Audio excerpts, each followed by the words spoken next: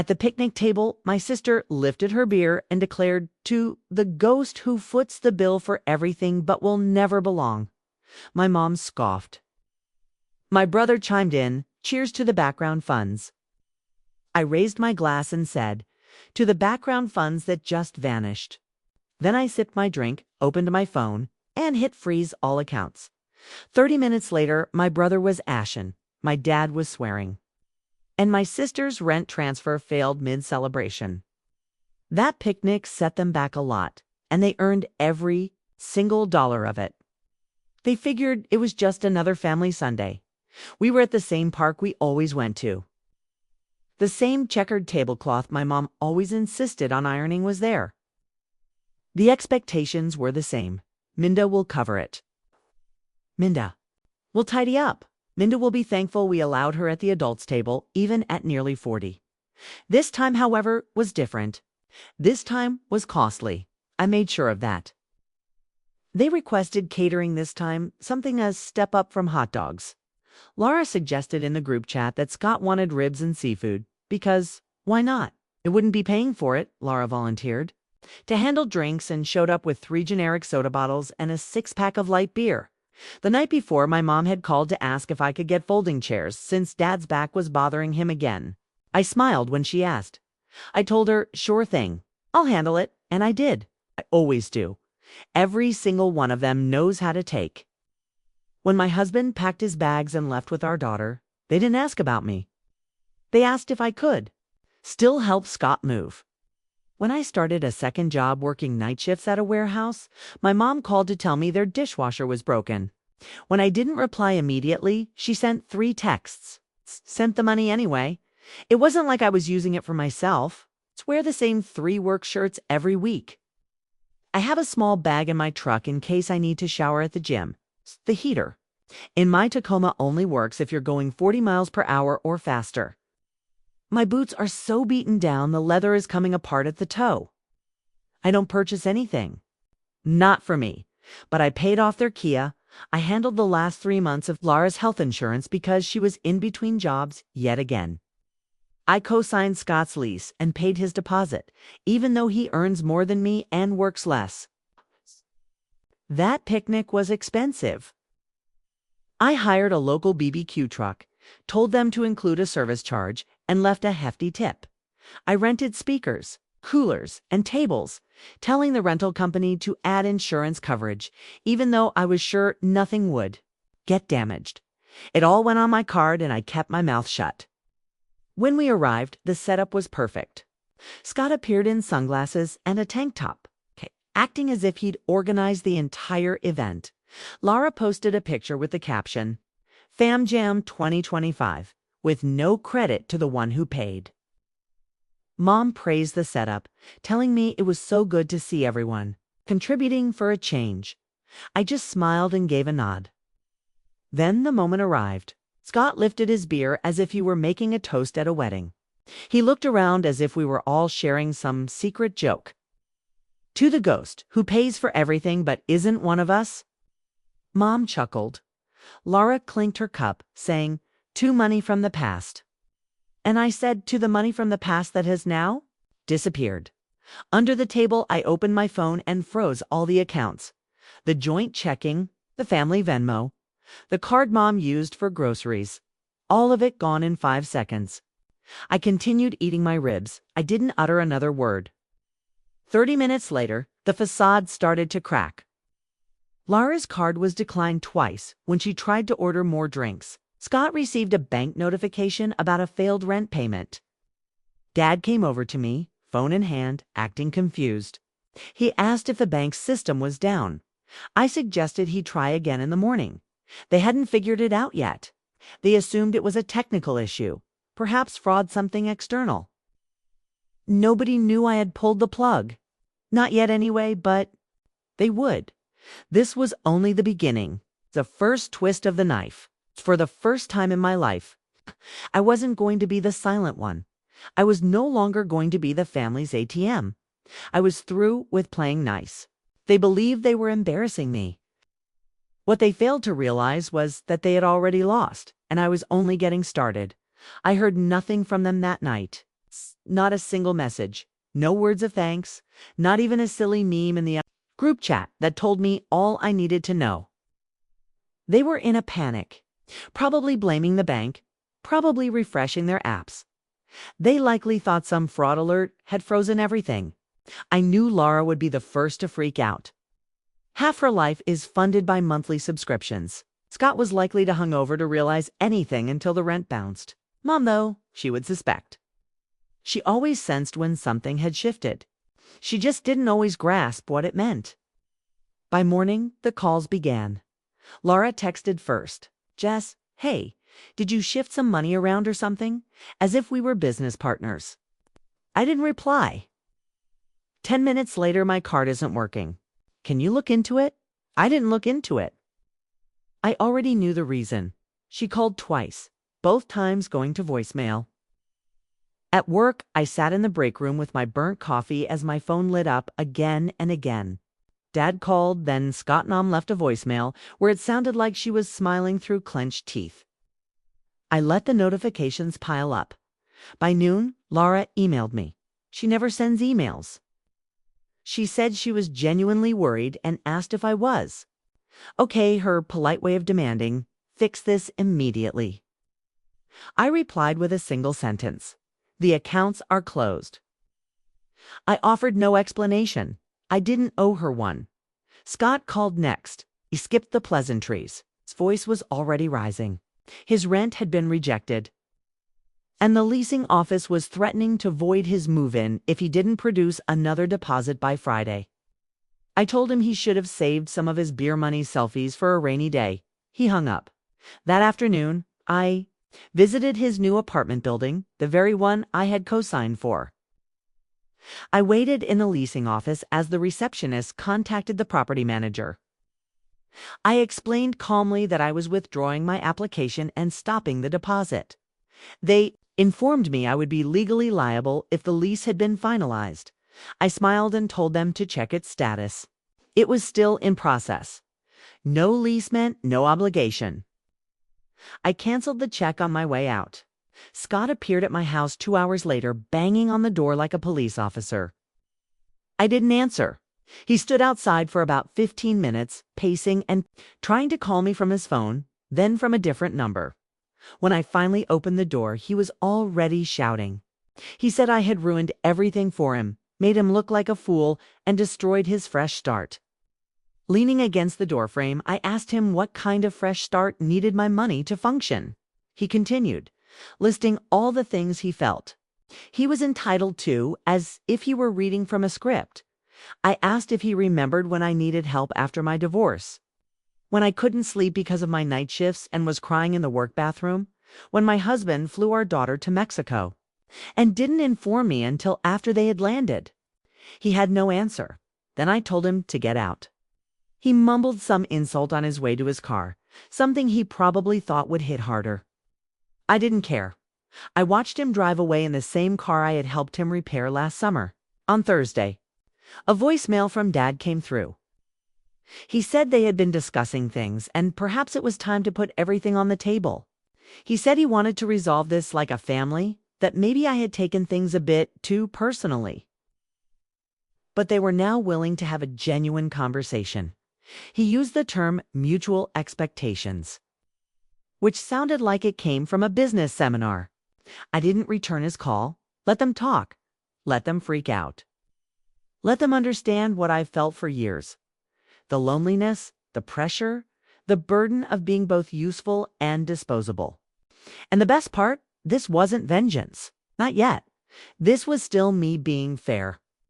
They had no idea how far I was prepared to go, but they were on the verge of finding out. Here is part 3 of Minda's story. They were attempting to act unfazed, but things were unraveling quicker than they could manage. Laura posted an Instagram story a picture of her feet on a patio with the caption, "Some people's true colors emerge when it's inconvenient." It was ambiguous enough for her circle, but I knew exactly who it was aimed at. Scott posted a meme about disloyal family and didn't tag anyone. So subtle. What they didn't know was that I had already escalated things. The same day I froze the accounts, I also accessed the utilities portal. I had been paying the electric and water for my parents' house since 2022. They always promised to pay me back once things settled down. Guess what? Never settled down. So I stopped the autopay, removed the card on file, and marked the account as moving out. 2 days later, a text from my mom arrived. Did something happen with the utility payments? I received a shutoff notice. I left her on read. It wasn't mean. Not really. I gave them years of my life. I paid their bills while they went on trips. I skipped my own dentist appointments while they redecorated their home. I sold my coin collection to help with the tax bill Dad had forgotten to pay on time.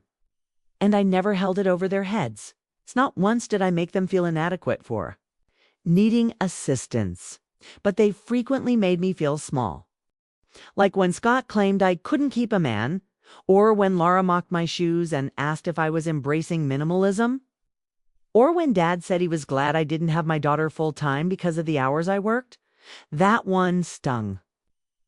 So, no, I didn't feel guilty when another message from Laura came on Sunday asking if I had canceled her Hulu account. I had, along with our shared Netflix and the phone plan I was still covering because she argued the family bundle was a better deal. She said she was cut off from everything and that it was immature. I replied, I agree. Then, nothing. By Monday, their approach had changed. Guilt was replaced with negotiation. Mom called and left a message saying she missed how things were. She claimed she didn't want money just to talk. Then she asked if I'd consider reactivating the card for just 1 month, as their new payment setup hadn't been processed yet. Scott texted me that same day. I know we've had our problems, but this is excessive.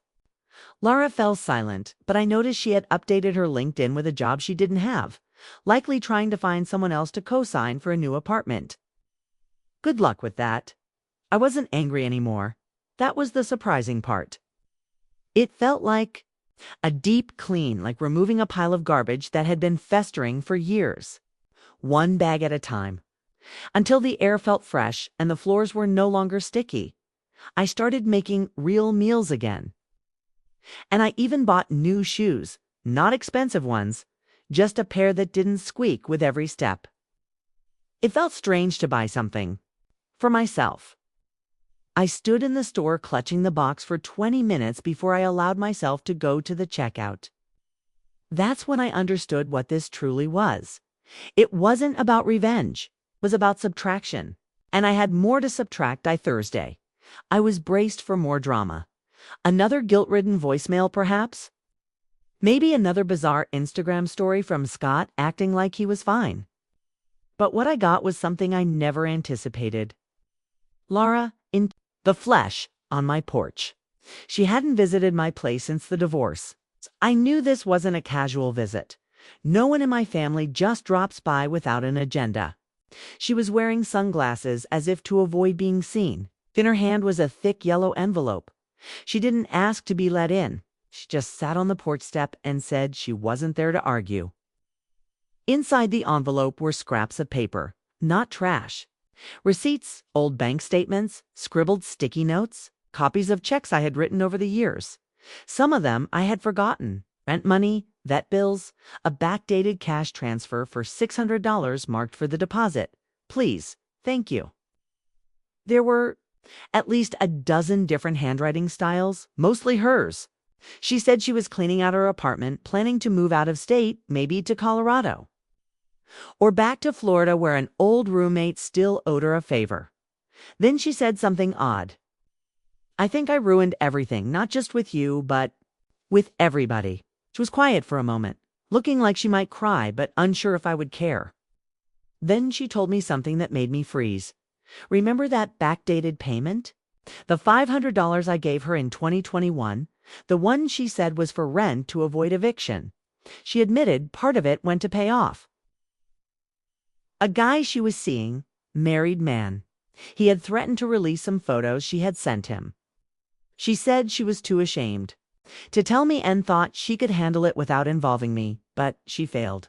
I stood there in the doorway, uncertain of what to say. Not because I felt nothing, but because I couldn't tell if this was genuine honesty or just a new tactic. Then she said she wasn't looking for money. It's just that she wanted me to know she was sorry and that she would leave me alone. She left the envelope on the porch and walked to her car without looking back. It should have felt like a resolution, like maybe this entire situation could still be fixed. But then came the next shock. Scott had tried to use my name. I received an email from an unfamiliar bank asking to confirm a loan application. They needed to verify my identity. When I called, they explained someone had applied for a personal loan with my information. But the email on the application was slightly different. Minda 32 instead of 23, just enough to get by. The bank employee said it was flagged because some of the documents seemed like photocopies. I already knew what it was, an old W-2. Probably One-Eyed emailed Scott when he needed proof of income for some pointless startup he never pursued. That shattered something inside me I didn't realize could still be broken. I filed the fraud report, locked down every account, changed every password, and for the first time, ensured his name was flagged in every financial database I could get my hands on. It felt clinical, cold, and long overdue. Then I made a call to his former landlord. I didn't lie. I just stated the facts. I said Scott had left his last place with damages. I told her he used someone else's information to get his new lease. She sounded weary but thankful. She mentioned he had already missed the first utility setup payment. I knew he was all talk, she said. And I replied, we all did. It just took me longer. But none of that was as significant as what happened the next day. An unknown number from Mexico appeared on my phone. I nearly declined it. It was the school nurse from my daughter's school in Merida. She said my daughter had listed me as a secondary contact and they had been unable to contact her father for over 48 hours. My ex had apparently gone out of town with his new girlfriend, leaving our daughter with a neighbor who then left for work and also hadn't come back. I froze up. I couldn't even speak for a few seconds. The nurse said we didn't want to alarm you, but the situation is not good. I believe you should come. I threw some things in a duffel bag and drove directly to the airport. I bought the first available seat to Mexico City with a connection to Merida. I didn't text anyone. I didn't inform my job. I just went. During the layover, a message from Scott came in. You're really going to ghost your entire family because of money? I didn't reply. Then Mom texted, what is happening to our family? This time I typed a response, then deleted it. I had more important things to deal with. My daughter was by herself in a country where I had no legal custody, and not one of them, not a single one, had ever bothered to ask how she was doing. In that instant, all the anger I had been holding on to began to transform into something else, something more focused. I wasn't done. I was just changing my target. I arrived in Merida shortly after midnight. The airport was deserted with just a few taxis and some locals awaiting family. I had no checked luggage. I hadn't even brought a change of clothes. Just my passport, a backpack, and a single mission: get to my daughter. The nurse had provided the address of the neighbor who was supposed to be watching her. It was in a part of town I didn't recognize. I paid a taxi driver extra to wait as I knocked. She was asleep when I arrived, curled on a couch in a house that smelled of dust and old cooking oil. The neighbor was a man in his 50s who spoke very little English. He seemed as bewildered as I was. He explained that her father had gone to Cancun for a few days with a friend and then had stopped answering his phone. I thanked him, picked up my daughter, and took her straight to a hotel. She didn't even question why I was there. She just wrapped her arms around my neck and whispered that she had missed me. I told her the same. We're there for 4 days, just the two of us. I took her to the beach one morning. We ate mangoes and churros, explored markets, and watched cartoons in Spanish. This was the first time in over 3 years I had felt like a mother. My ex finally texted on the 5th day. Is everything okay? That was all. I didn't respond. Instead, I went to a local lawyer's office the nurse had suggested and asked what I could do to gain some form of custody or at least file a neglect claim. I knew it was a long shot, but I had to try. Back home, things were crumbling. Scott's new lease was revoked. The leasing company called to ask if I planned to press fraud charges. I said I was thinking about it. Lara posted a selfie captioned, "Some people will never love you if they can't use you." I'm pretty sure she thought it was deep. Mom sent a lengthy message. She said I was becoming someone they no longer knew, that I was acting erratically and letting resentment destroy the family. She said they were all prepared to forgive me if I would just stop being so harsh. I looked at the message for 10 minutes. Then I replied, "I forgave all of you 100 times. You just called it my responsibility." I then turned off my phone. When I returned to the US, I had one goal: a clean slate. I canceled everything that was still under my name, even the $4.99 subscription to some silly cloud service Mom used for her recipes. I called the phone company and removed Lara from the family plan. I deleted every shared Google Drive folder, including the one with Dad's tax records. He could figure it out. Scott came to my job the following week. He strolled into the warehouse as if we were on good terms. He wore sunglasses despite the overcast sky. He tried to take me aside, saying he wanted to talk woman to man. He said, "I get that you're angry, but you've made your point now, haven't you?" I told him I wasn't finished. Not by a long shot. He called me a coward, said I was wrecking things for no good reason, that I was being petty and spiteful. Then I said something unplanned, something that came out sharp and irreversible. "You were never my family. You were just an expense." That silenced him.